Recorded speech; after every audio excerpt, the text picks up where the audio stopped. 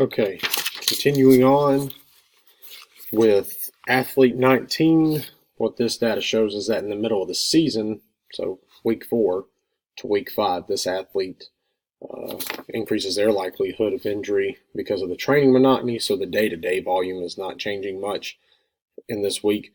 And then the very next week, their AC ratio is, especially here with sprint total distance, the amount of distance they're covering while sprinting increases dramatically.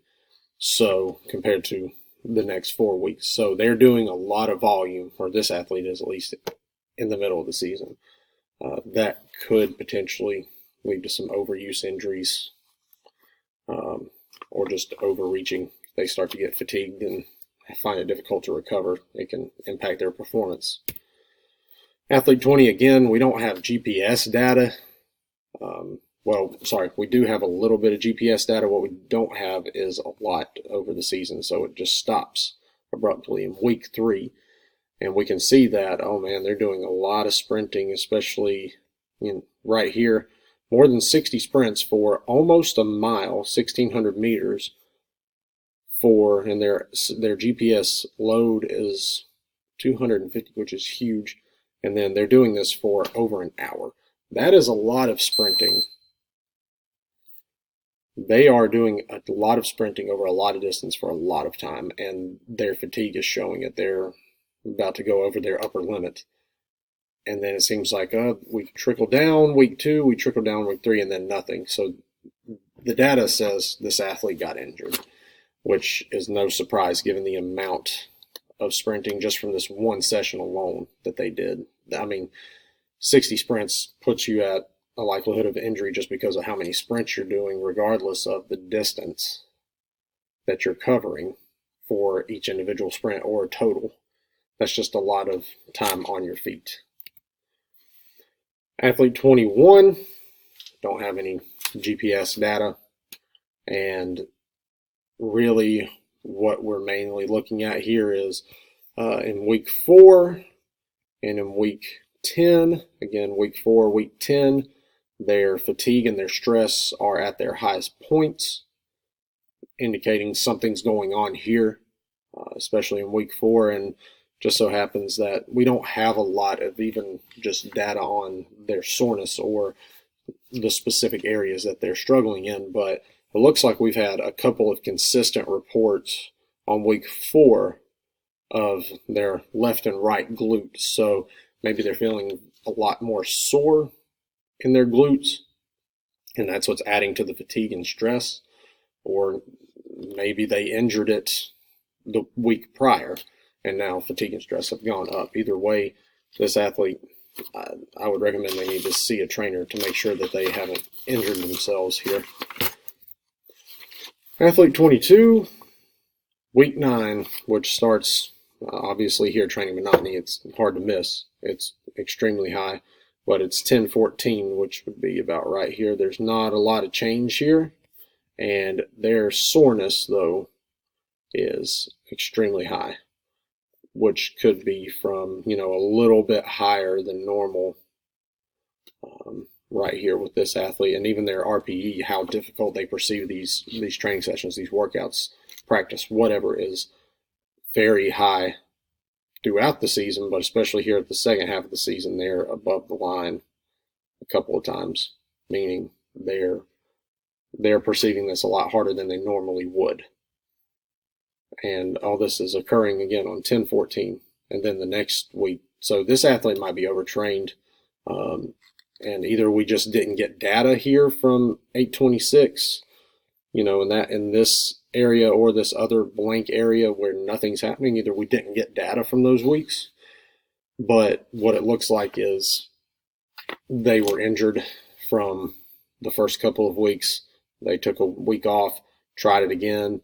After they increased their load, they went back down. And I mean, this load coincides with this stress. That soreness. So that just points me to the fact that they are injured. Athlete 23, again, no GPS data recorded, only subjective data. And what we're seeing, especially here on 9/16 is fatigue and stress super high, and on 916 we have consistent left and right quad recordings rather than just like a single spike here and there. So that tells, the data tells me that this athlete is experiencing some form of stress when it comes to their quads. They might have injured their quad during this week, so they need to go see a trainer and be looked at. Athlete 24, they don't have any GPS data as well. We got the subjective questionnaire data. The week of 923 is what seems to be a problem. So their sleep duration actually hits a low here. So, well, not a low below the line, but one of the lowest that's recorded during the season. And also their sleep quality isn't high. It's only a 2, for goodness sakes. And their soreness is at a 10. And their mood is very low as well. So low sleep duration, low sleep quality, low mood, and a lot of soreness. This just points us to overreaching or overtraining. This athlete's feeling it in this week, and that's week 6. That's in the middle of the season. If they overtrain and they don't recover, their performance is going to go down, and it's not going to help anyone, including themselves or the team. Athlete 25, they don't have any GPS data again, but we have subjective data to look at. Fatigue, sleep duration, so fatigue, sleep duration, and soreness, they're reporting their highest levels on 826. Again, we've seen multiple times. So right here, right here, right here, that's week 2. That's early in the season. This might be training camp, and they're doing too much volume too quickly, and they're potentially going to be injured because of this. So they're sleeping a lot because they're tired and they're sore. Makes sense. It's camp. But doing it too quick, taking that hard of a spike, especially if this athlete hasn't done anything all summer, that can be detrimental to their well-being. They could get hurt. Athlete 26 didn't have any GPS data and barely any subjective data. What we see, though, is on 10-7, their left quad, their left and right quad, and left and right glutes are reporting above average, above normal soreness.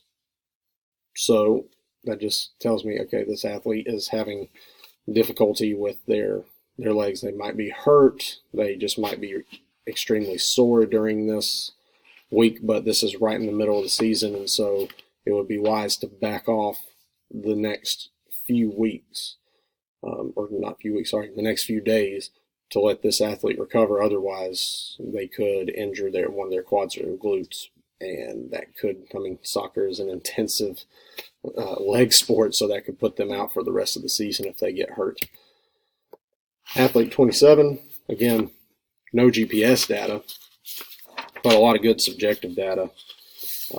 They are obviously reporting high RPE a few times, but 10-7 to 10-14 with RPE, they're above the line here a few times, and then fatigue spikes, and then never really, I mean, it goes back to normal here, and then it spikes again, and spikes again, and spikes near the end. Basically from 10-7 on, their RPE, their fatigue, and their stress are gradually going up, which tells me they are overreaching, overtraining. And if we want this athlete in the playoffs, they might not be ready. Their performance may be, it might drop to a point where they're not making any impact. If they're a reserve player, they might come off the bench and then not perform well and actually hinder the team. So we need to make sure near the end we're getting enough variation in our training, but we're also taking care of the athletes. They are seeing the trainer if they need to. And finally, athlete 28, the data tells me that this athlete was injured because this is the only data to find. Fatigue, soreness, stress, mood might have been there as well, but nothing gets remotely close to going above average. And there's only a few blips, as you can see here. where, you know, they may have done a few things during this time period and then stopped. So that just tells me that they got injured or they just didn't record data, which is problematic because then we can't help out. So again, all this is pointing to the fact that this athlete's probably injured. The bottom line, don't do too much too quick. We need to gradually move our athletes into the season. We don't need to, as soon as they come in, bam, hit them with a lot of training, a lot of sprints, a lot of time. We need to make sure that it's varied and that it's not too fast, too quick. Otherwise, they might get hurt early on, and then we don't have them the rest of the season. And then in the middle of the season, we need to make sure we're giving enough rest and variation to keep applying stimulus to get adaptation while at the same time giving quality rest to where they're not overreaching, overtraining.